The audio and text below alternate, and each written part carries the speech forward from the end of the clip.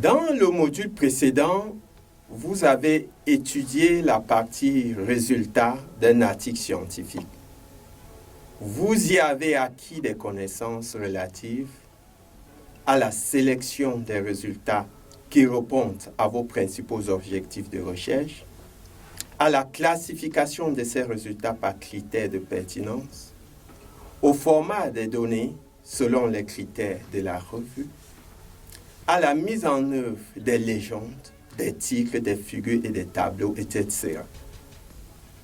Dans ce module, nous allons aborder ensemble deux autres parties très importantes: la discussion et la conclusion de vos articles scientifiques. Comme vous le verrez, ce module vous sera d'un très grand apport car il vous apprendra à valoriser les résultats de vos recherches et vous aidera à convaincre le relecteur et l'éditeur de publier vos articles.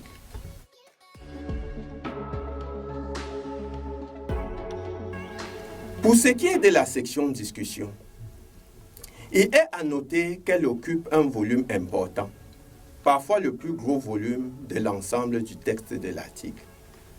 La discussion est le lieu où vous présentez une interprétation critique et objective des données et analyses que vous avez présentées dans la section résultats de votre article.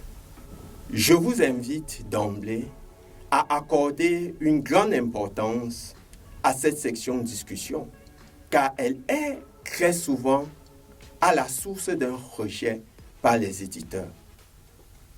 En effet, c'est à partir de ce volet discussion que le relecteur pourra voir si votre recherche ouvre des voies à de nouvelles recherches ou perspectives. Je reviens sur la vocation critique qu'a cette section discussion. Si vous ne présentez pas de façon objective les limitations, voire les faiblesses de votre travail de recherche, vous vous exposez également à un grand risque de rejet.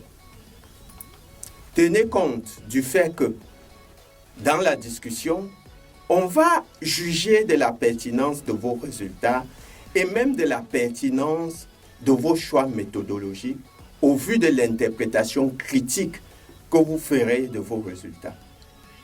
Donc, vous devriez vous y investir profondément, d'autant plus que ce sont surtout les spécialistes de votre domaine de recherche qui vont y consacrer leur propre effort afin de valider ou rejeter vos travaux de recherche.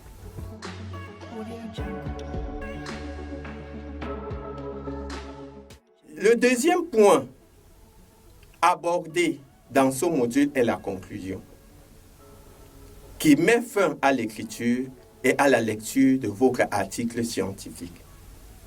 Certes, la conclusion n'occupe qu'un faible volume par rapport à l'ensemble du texte, souvent 2 ou 3 paragraphes et moins de 10% de l'ensemble du texte. Mais sa mauvaise rédaction fera très rapidement l'objet d'un rejet.